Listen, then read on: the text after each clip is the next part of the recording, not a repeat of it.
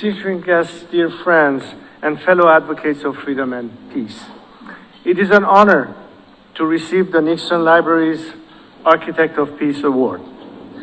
I extend my heartfelt gratitude to the leadership of the Nixon Library, the Nixon Foundation, and all those who continue to preserve the legacy of a great statesman, President Richard Nixon. This honor is especially meaningful not only because of President Nixon's towering contributions to global peace, but because of the deep personal connection between President Nixon and my family.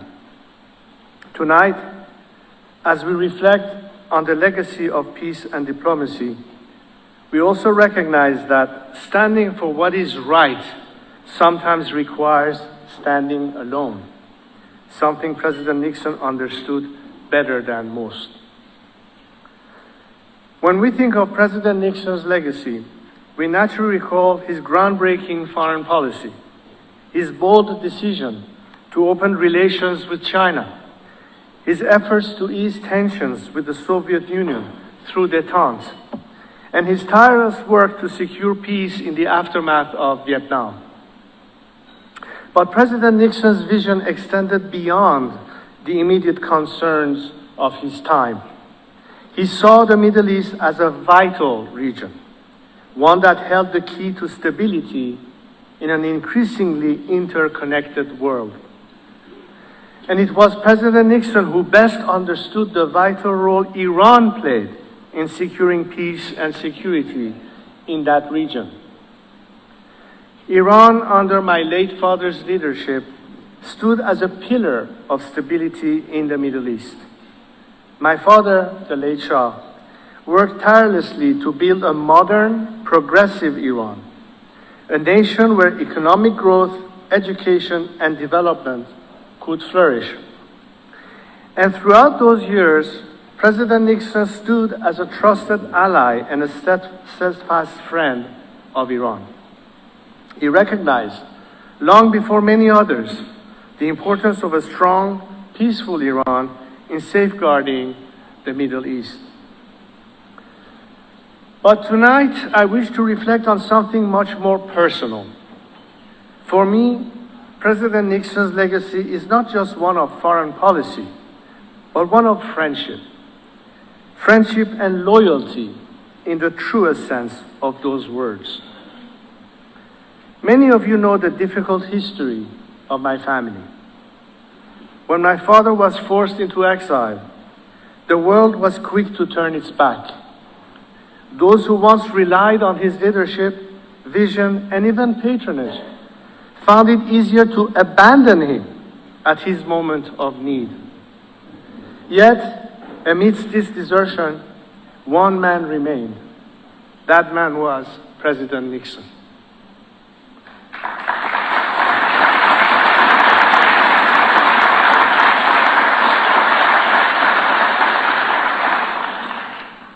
When my father passed away in 1980, President Nixon did not hesitate to travel to Egypt for his funeral.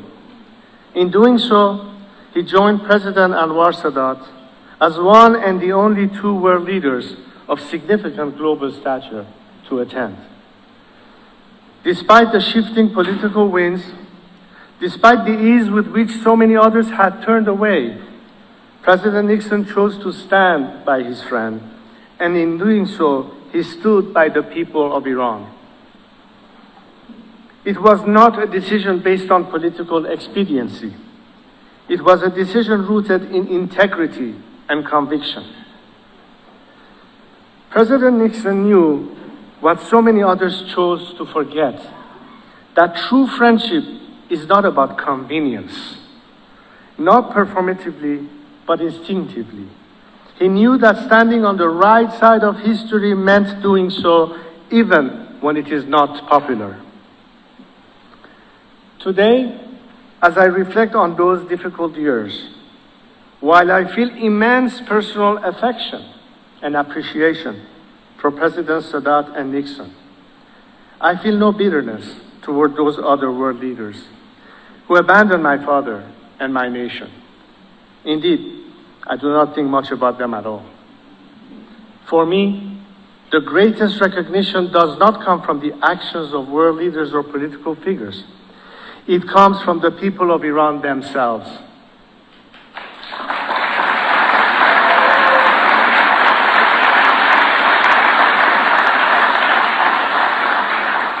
Today, in the streets of Iran, people chant the name of my father. They remember him not simply as a leader of a bygone era, but as a symbol of sovereignty, progress, pride, and service to the nation. Despite the decades that have passed, his memory is alive in the hearts of Iranians. His greatest vindication comes not from the actions of governments, but from the voices of ordinary people who honor his legacy. I spoke of President Nixon standing alone. Often those fighting for Iran's liberation did so alone, and against the pressures of the global media and establishment. Even today, those pressures continue. But today things have changed, because those ordinary people who honor my father's name do so not just out of nostalgia. Those ordinary people, millions of them across my country, are extraordinarily brave. Because they are not just hoping for the better future my father believed they deserved. They are fighting for it.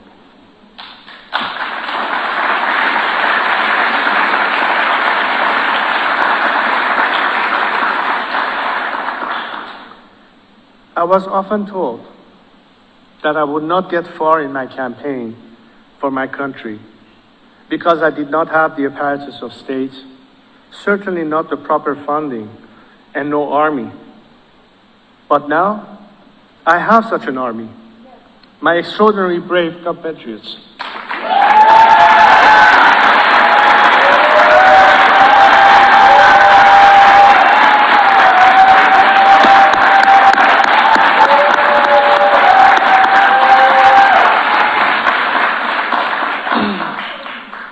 And having once worn my nation's uniform, there's no one I stand more proudly side by side with than the people of Iran today.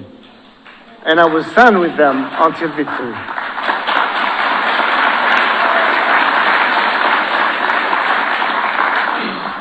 And so, as I accept this award tonight, I do so not just for myself. This honor belongs to the people of Iran. They are the true architects of peace. For decades, they have endured unimaginable suffering under a brutal regime that has sought to extinguish their hopes and dreams. Yet, despite everything, they continue to rise. They continue to fight for the realization of our great civilization. Their sacrifices are not too often ignored on the world stage. But tonight, through this recognition, the Nixon Library is shining a light on their courage and resilience. Just as President Nixon once stood with my father, the Nixon Library now stands with the Iranian people, choosing not to follow the easy or popular path, but to stand on the side of truth and justice.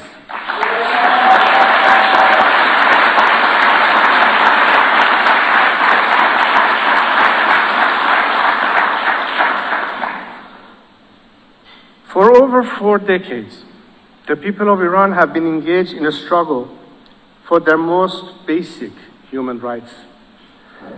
They have faced persecution, imprisonment, torture, and death, all for daring to demand what should be guaranteed to all: the right to live in peace, to express their beliefs freely, and to choose their leaders without fear.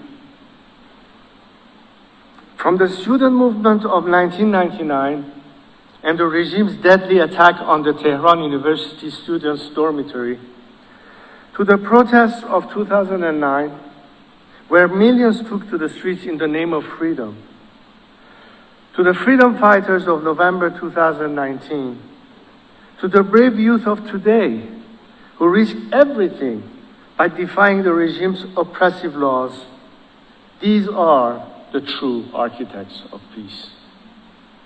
Their struggle is not for power or for conquest. It is for the simple yet profound right to live in dignity. Yet we stand at a dangerous juncture. The winds of war are blowing across our region. But let us be clear, this is not the war of the Iranian people. This is the war of a dictator, Ali Khamenei, who thrives on division and conflict.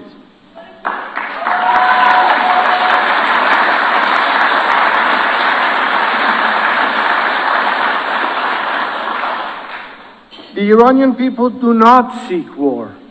They seek peace, security, and a future free from tyranny. They are fighting for that future. Theirs is not just a quest to free Iran, but to free the Middle East, Arabs and Israelis from the terror of the Islamic Republic.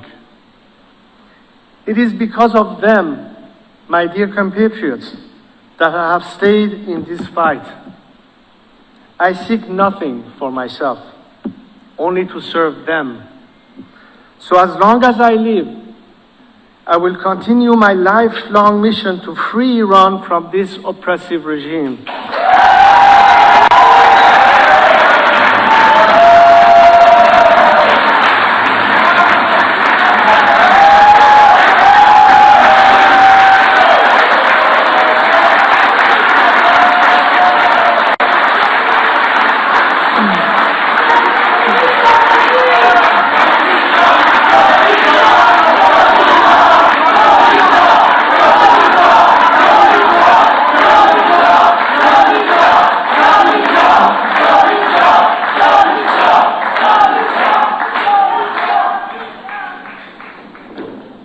I will do everything in my power to ensure that the future of Iran is one of peace, democracy, and justice.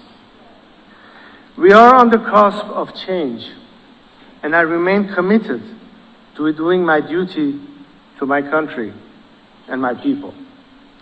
I will work tirelessly to oversee and ensure that Iran undergoes a peaceful and secure transition to a secular democracy, one where every citizen can be as an equal, free from any form of discrimination.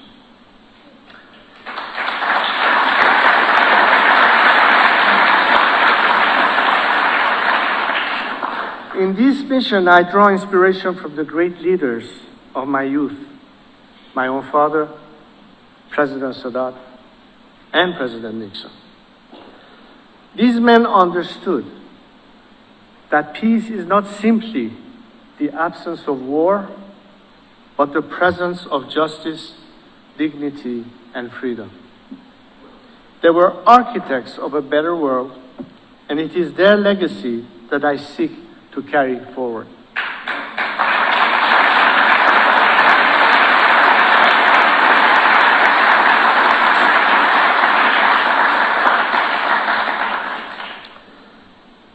President Nixon's vision for a peaceful and secure Middle East remains as relevant today as it was during his presidency. His boldness in pursuing peace, his willingness to challenge the status quo, and his unshakable belief in freedom continues to inspire me. As I accept this award, I do so with not hope, but belief that we are nearing the day when the Iranian people will once again take their rightful place in the world, a free, democratic, and peaceful Iran.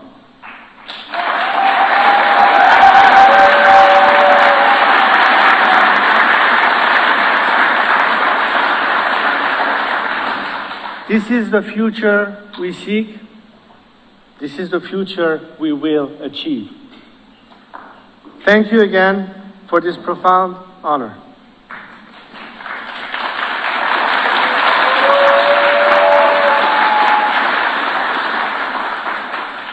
I accept it in memory of all those Iranians who have lost their lives in the battle to reclaim Iran. As President Nixon's epitaph says, the greatest honor history can bestow is the title of peacemaker. Tonight, you have honored the memories of my fallen compatriots.